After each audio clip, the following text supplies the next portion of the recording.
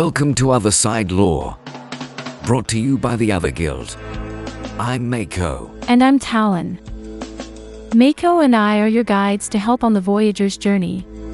The Voyager's journey is the shared interactive experience of discovering each new feature and clue in the Otherside as they are released. Part of the journey is doing events together as each feature on the roadmap is launched.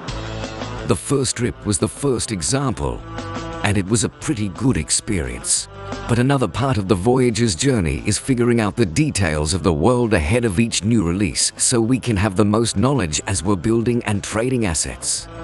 That's what we're about. In this video we're going to take you through the deepest dive that's ever been delved into the Otherside trailer number 2, which was released in September 2022. This trailer is also titled Otherside BC. BC stands for Before Curtis. It's called Before Curtis because it's a prequel to the first trailer which showed Curtis first discovering the metaverse. Curtis is a bored ape who has become a spokesperson, or rather spokesape, for the Otherside. And along with Blue the Coder, Curtis is the star of the first Otherside trailer. The two of them were also the hosts of the Otherside's first trip metaverse event. Here's Curtis and Blue during the first trip to the Otherside, which had over 4,500 concurrent users. We'll plan to deep dive into the first trailer and the first trip in another episode. Oh, and Curtis was a big attraction at Ape Fest June 2022 at Pier 17 in New York. They even got a real-life Curtis about the same size as the first trip Curtis.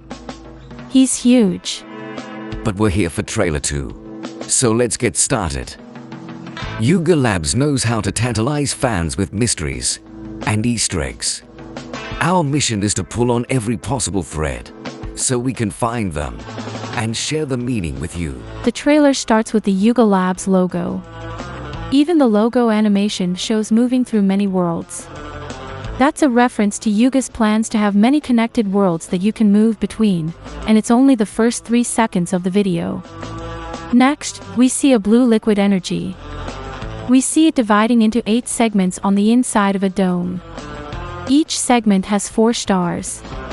It's not clear what this is referencing, but the leaked pitch deck did mention that other celestial beings like the Kodas eventually turned into stars. It's about to all get destroyed though. Notice there is something in the bowls being held by the Koda statues, and the bowls light up at the moment the energy reaches the bottom basin. There is an audio cue here to help you notice that the bowls are activated. In general, the sound design is top-notch and there are lots of audio effects to direct your attention. The energy in the bowl flows into the statue and fills up the Koda's eyes, bringing it to life. This statue is not blue. The ears don't match. But there are good reasons to believe that Blue has been a statue at some point. It's quite possible that Blue was a statue and then was brought to life this same way. We also know some unofficial lore from the leaked pitch deck. According to that document, Kodas are celestial beings whose energy sustains the whole universe. And we also learned that Kodas used the last of their energy to open the Otherside to stop the universe from collapsing. So maybe some of them became frozen when they had no more energy, but reawakened at this moment. So that's the backstory to keep in mind as we sort through this prequel trailer. At 0:24 in the trailer, we see the energy activating a viewport or portal to an Otherside land. This eyeball tree is from the Tier 5 botanical environment. It's a great land to get if you can find one. Notice that the energy flows from the stone floor into the portal and it enters the roots of the tree and lights it up. It seems to show that the energy is actually the power source for all the lands inside the portals. This backs up the idea that the blue Coda energy sustains the universe. We've matched up these land art pieces to specific Otherside environments. There are 3 here. The top one is Mycelium, the mushroom land. The lower left is Crystal and the lower right is Molten. Again, we see the lands light up when the energy flows into them. And at this moment we first get a glimpse of some red Coda eyes. Red Kodas powered by red energy. Let's make a note of that. You'll notice the circle overlapping with the circle above the center Coda's head. We will notice this again many times. This is a theme throughout the trailer. It seems to represent two worlds connecting or portals intersecting with each other. Right next to it is a blue steppes land and a blue sands land. As we pan up, we see a chaos warp land in the middle. Notice it's both red and blue tinted, as if it draws energy from both. At 0:33 in the trailer, we see a good view of the blue land portals and the red land portals next to each other. And you'll immediately notice the red lands and red codas are all upside down. And the red lands are powered by flows of red energy going into them. The red lands we see here do not match existing Otherguild art. There are 141 unique pieces of Otherguild land art, and one of the reds is maybe similar to a tier 3 jungle, but mostly the reds don't match. We are likely seeing a preview of future lands that haven't been revealed. And in the roadmap, or rather obelisk, there are still 100,000 lands yet to be distributed. It's also interesting that the coda statues here do not match existing coda traits. So, both the red and blue coda statues are more abstract representations. However, this red coda does have 3 points on top of its head, which is very similar to the existing jade carapace coda head. An interesting point is that there are 10,000 codas minted, and Yuga has stated that there will not be any more. So this suggests that existing codas may be revealed as either red or blue, or users will have to choose whether they become red or blue. Here we also see some overlapping of the red and blue portals, as if they are merging or linked together. There's no linkage between two blues or two reds. Only reds are linked to blues. This seems to reinforce the idea that each known land has a yet to be revealed land linked to it. In fact, the obelisk lists the choice, an event in which players will have to make a choice. Another detail I have never seen discussed is that there are some empty portals. It's possible that these represent connections to other projects or metaverses that may become linked to the Otherside. Remember that the Otherside lightpaper details a set of protocols and standards called the M² network. Projects that use these standards will be compatible with the Otherside. So you can imagine that one of these empty portals may be filled in by Cool Cat's world and another one by Me Bits. One of these empty portals is overlapping a red land in the upper right. Now this scene starts to crumble and we see blue approaching some floating energy that looks like liquid in zero gravity. Here is another circle linked to a circle on the stone carvings. At 0:49 in the trailer, we see the first close-up of blue, which makes it look like he is carved out of stone. You can see the texture and stone cutting marks on his head and ears. It seems to suggest that he was once stone that has come to life. Or since the codas have used up the last of their energy, it's possible that his form is drained of energy except for the tiny bits he has saved up. That's another possible take on the stone-like appearance. Blue and the other codas from these statues don't exist as NFTs in the 10,000 minted codas. Their head and eye features don't match. Some get close, but they don't match. But their gear actually does match real gear. Blue's clothing is the summoner's stole. His sword is called the Traditor with the 2 ribbons on the pommel. We see the Traditor a lot in this trailer, and it even saves his life. Blue is kind of my brother because I also carry a Traditor sword right here. There are only 13 Traditors in existence. So, it's a very rare weapon that gives all of us who hold it high rarity scores. If you have a coda with a weapon, you should join a guild to find your brothers and sisters with the same weapon too. As Blue collects the liquid, he uses his finger to magically put the label and a stopper on the bottle. As he does this, the back of his hand glows, and it looks like the glowing energy is coming from underneath the stone-like skin, as if the stone veneer has worn off in places. It's also interesting that this potion is a real artifact owned by an Otherguild holder. It's called Mystery Potion, and it's a one-of-one unique.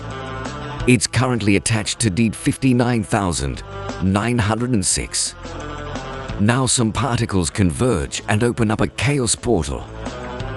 This looks and acts like a black hole, pulling objects into it and showing light lensing effects adjacent to the event horizon. There are a lot of interesting statues and carvings based on coda culture here. We see solid objects getting pulled apart into rainbow streaks, which is similar to some of the effects we saw in the first trip when entering the other side. As Blue runs away from the gravitational pull, he ducks into a tunnel and we see some glow through his stone-like skin. Again, indicating that his current state is something like non-living material filled with magic energy. And then we see a long-distance view of the entire floating stone structure that's being pulled apart. This is Blue right here, and he's just flying. It seems Blue can fly by expending magical energy. He's trying to pull the potion bottle away from the black hole portal. Also in this scene, there are two planets in the background forming another circle overlapping a circle. A green chaos warp opens up and Blue is sucked towards it. He loses the potion. Blue finds his footing on a chunk of rock. It's hard to see, but here we are looking at Blue moving toward the green chaos and the potion moving to the red chaos. Blue uses his Traditor to anchor himself to the rock while he gathers his energy. Here we get a really good close-up of Blue where you can see the stone carving marks on the side of his head and ears. Blue makes an energy burst and flies towards the potion. We saw Blue do a lot of flying in the first trailer too, but this demonstrates he has powerful flight even in space. This scene makes us wonder why it's so incredibly important for Blue to save this potion. It seems this is part of the storyline in which there is only one microverse remaining to save the whole universe from collapsing. Blue knows that the potion is the only way to infuse the Otherside universe with the energy needed to sustain it. Blue catches the potion and falls into the red chaos warp. The portal takes him to the Otherside metaverse world. Here's an interesting detail. As he enters the world, he goes through a digital transformation to become a metaverse object. Here's a still frame of the moment he transforms. You'll note that the bottle changes form too, with the coda language changing to English. They even put a little ding as an audio cue to make sure you notice. Apparently Blue and the bottle were built with the M² standards, so they are compatible with this world. That was lucky. A moment later you can see the new form of Blue and the new form of the bottle. Blue crash lands in the biogenic swamp near Curtis and the Bored Ape Yacht Club. That's some prime real estate there. Note we are in a different art style now that's a bit more hand-drawn looking. One more detail. While Blue is falling, he loses his Traditor since he's holding the potion with both hands. However, it's stuck next to him in the ground moments later. It's pretty likely that coda weapons will not be able to be separated from the codas or separately traded. There are a few reasons, but if it were possible to remove weapons and clothing from a coda, there would be several codas that would become identical visually, leading to identity confusion. Like Thor's hammer, a coda's weapon will always come back to them. Now we see the beginning of the first trailer with Curtis finding the mystery potion and beginning his very own first trip. Blue needs some time to recharge his energy, since he will be flying Curtis all over the place in a few moments. Or maybe when Curtis drinks the potion, it unleashes the coda energy into the world to help him fly once more. And then we see the outro logo, again with a view of the coda language and the blue on top and red on bottom. It's the first time we have seen the red and blue versions of the Otherside logo. So what are the big takeaways from this trailer?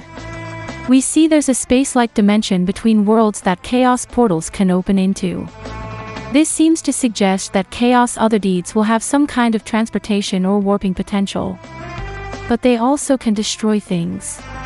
We see strong hints that there will be some versions of Otherdeeds that will be upside down. And codas and probably other characters will be able to inhabit the upside down as well. We saw some hints about how coda energy works. We saw a transformation from one reality to the metaverse reality. All this points to a story that is very well aligned with the idea of many worlds coming together. Of a world that's designed to become anything the players can imagine. And an in-world meaning to the technology that's making it possible. Thanks for joining us on this little adventure as we go through the Voyager's journey together. This content was made possible by the Otherguild, the original gamers guild of the Otherside. You're invited to join the Otherguild community of players and builders so we can share our winning strategies. Please like and subscribe, and we'll see you next time.